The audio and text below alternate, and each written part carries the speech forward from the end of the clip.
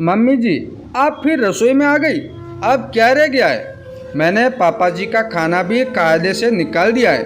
संगीता ने चिनचिनाते हुए अपनी सास कौशल्या जी से कहा, जो कि अपने पति रमेश जी को खाना देने के बाद तुरंत रसोई में लौट आई थी। संगीता बेटा, थाली में सलाद नहीं था और तुम तो जानती हो कि तुम्हारे पापा जी को खाने में सलाद का बहुत ज़्यादा शौक है। कौशल्या जी ने संगीता के गरम गरम शब्दों पर शीतलता का जल डालते हुए कहा, मम्मी जी, पापा जी के तो ना नखरे कभी भी खत्म होने वाले नहीं। कभी चाय में चक्कर कम है, कभी रोटियां करारी करारी चाहिए, तो कभी दाल लहसुन प्याज से फ्राई करके चाहिए, और खाने में सलाद और चटनी ना हो तो उनका कौर नहीं टूटता। कब्र में पाव लटका है, फिर भी जुबान पर बिल्कुल भी कंट्रोल नहीं है। संगीता ने सीधे हुए कहा। वो क्या अनाप शनाप बोले जा रही थी, इसका उसको खुद भी होश नहीं था। लेकिन जैसे ही कौशल्या जी ने सुना कि संगीता ने कब्र में पैर लटकाने की बात कही, अब तो कौशल्या जी की सहनशीलता का बांध टूट गया। संगीता, अब एक भी शब्द आगे नहीं। जितना हम लोग तुम्हारी ज्यादतियों को बर्दाश्त करते हैं, उतना ही तुम बदतमीजी पर उतरती चली जा रही हो। बस अब और नहीं, कौशल्या जी ने गुस्साते हुए कह डाला। अच्छा, तो क्या कर लेगी आप? संगीता अपने स्वभाव अनुसार फिर से बदतमीजी पर उतर आई। वो तो समय बताएगा। इतना कहकर कौशल्या जी अपने हाथ में सलाद की प्लेट लेते हुए रसोई से बाहर निकल आई। उन्हें सलाद रमेश जी के आगे रख दिया और सोच में डूब गई। कौशल्या जी जब इस घर में ब्याह करके आई थी तो उन्होंने महसूस किया कि अगर रमेश जी खाने पीने के बहुत शौकीन हैं और इधर कौशल्या जी को भी खाने पीने चीज़ें बनाने का बेहद शौक था। अब तो कौशल्या जी तरह तरह की चीज़ें रमेश जी के लिए अक्सर ही बनाया करती। रमेश जी को खाने के साथ चटनी और सलाद बहुत ही ज़्यादा पसंद था, तो कौशल्या जी पहले से ही सारी तैयारियां करके रखती। लेकिन जब से उनके बेटे विनोद की पत्नी संगीता ब्याह करके आई, कुछ दिन तो सब कुछ ठीक ठाक रहा, लेकिन धीरे धीरे संगीता ने रसोई पर अपना पूरा अधिकार जमा लिया। अब तो उसको अपनी सास कौशल्या जी का रसोई में आना जाना भी पसंद नहीं आता। कौशल्या जी को खचक रहती थी कि रमेश जी के लिए अपने हाथों से कुछ बनाए, लेकिन संगीता उनको ये कहकर रसोई के बाहर का रास्ता दिखा देती कि बुढ़ापे में ज़्यादा शौकीनी नहीं करनी चाहिए। पर अब कौशल्या जी फिर भी रमेश जी के लिए जहाँ तक बन पड़ता वहाँ तक तो कर ही देती, लेकिन उसके आगे इसलिए चुप रह जाती कि घर में बेकार के कलह क्लेश ना हो। बेटा विनोद भी संगीता के व्यवहार को देख देख कर आहत होता था। वो संगीता को समझाता भी था, लेकिन संगीता के कानों पर जूं तक नहीं रेंगती और वो अपनी ही मन मर्जी चलाती रहती। पर आज जो संगीता ने बिल्कुल हादी कर दी थी, उसके शब्दों ने कौशल्या जी के कलेजे में एक खंजर सा भोंक दिया था।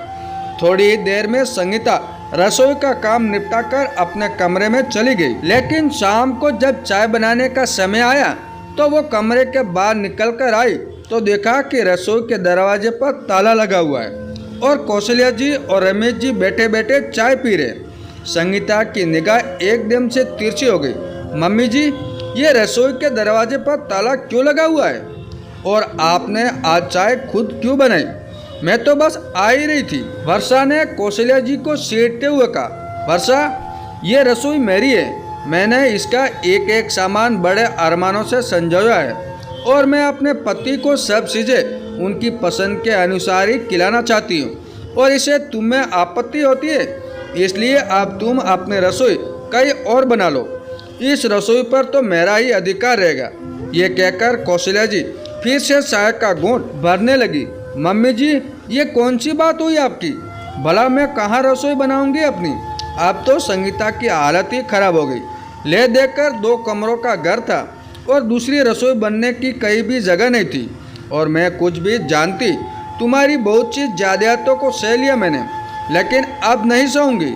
आखिर हम लोगों भी अपने शौक है।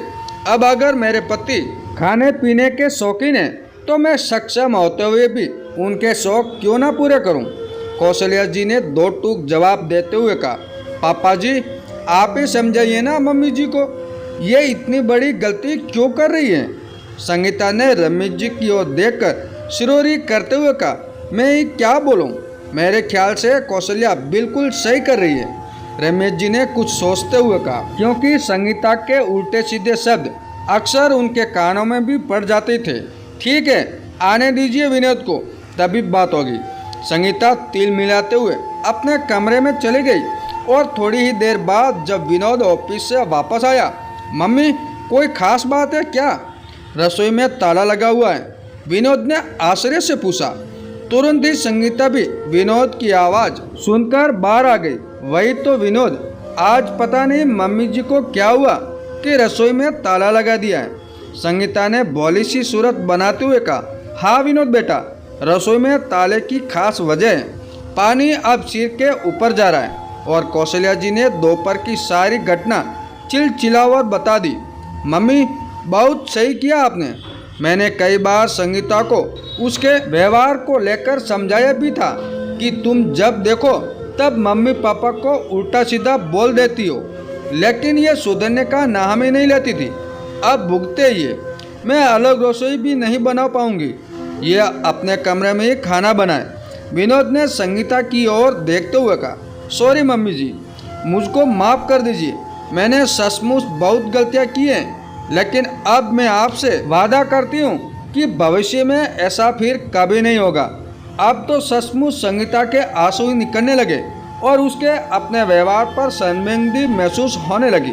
वह बोली, अब मैं पापा जी की भी हर ज़रूरत का पूरा ख्याल रखूँगी। कौशल्या, सुबह का भला अगर शाम को घर आ जाए तो उसे बुरा नहीं कहते। इस बार संगीता को माफ़ कर दो।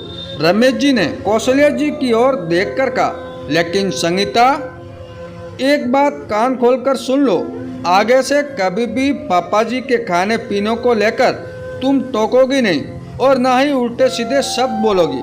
आज तो खैर मैं इनकी बात मान ले रही हूँ, लेकिन भविष्य में मैं किसी की भी नहीं सुनूंगी।